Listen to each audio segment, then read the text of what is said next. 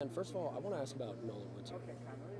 Obviously, he's getting these minutes as a true freshman. How much do you trust him when he's out there? I trust him a lot. I mean, we were from the same high school. I feel like our coaches has kind of instilled this kind of similar format and this kind of similar style of play as we do here. And so he's been taught kind of the same things that we teach here. There's a whole lot that goes along with it once you get to this level, but he's learning every single day, but he soaks things up like a sponge. I have no hesitation. If I see something out there, I'll go up there, tell him, and he's usually able to pick it up and implement it in the game. So you think he has kind of a quicker learning curve because of that familiarity he already has with how you guys do things? I mean, yeah, I think that helps. I think the chemistry of our team really helps, where we got a lot of close guys together, and we're not afraid to just tell someone like what they see. It doesn't have to be a good or bad thing, just kind of talking, communicating things out. I think that's really huge too. And a couple other guys that are showing some growth in the front court. First of all, Marcus Ilva. So what have you seen from his growth this year? I feel like he's gotten more physical. He's gotten a little more bigger. He's gotten stronger over the summer. He's been doing a pretty good job rebounding in the games that he's been in.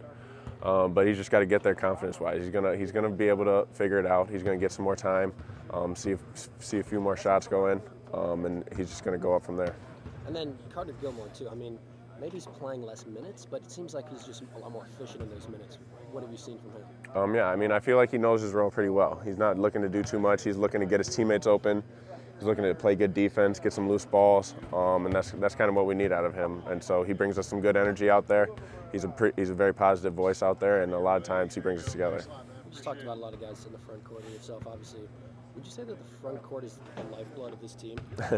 I don't know about that, because 5 guys on the court. So if the guards don't play well one night, we're probably going to lose that game. If the guards or the bigs don't play well, we're probably going to lose it. So it takes all of us.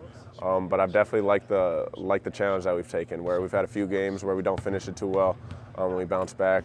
We've had a couple games where we don't hit our free throws, and we've been bouncing back from that. So just continue to take it day by day, take what the coaches tell us, and improve.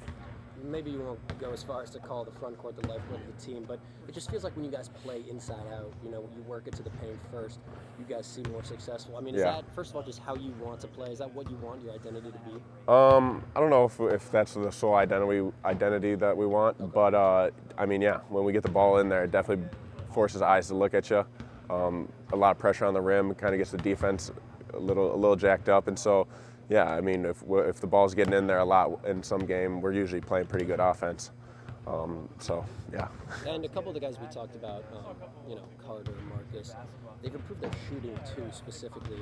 What have you seen from them in terms of just that improvement, and how big is that for you guys when you have guys that can come off the bench, still be big men, but can also put up shots? I mean, it's huge. They've put a lot of work in over the summer, over the fall, and into the time now.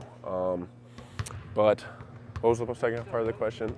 Yeah, just like how big is that shooting? Oh, how big is it? When they can come off the bench too, especially when you have those big men that can come off the bench and can provide that. I mean, it is huge because it just gives the team a different look. They're going to have to scout it out.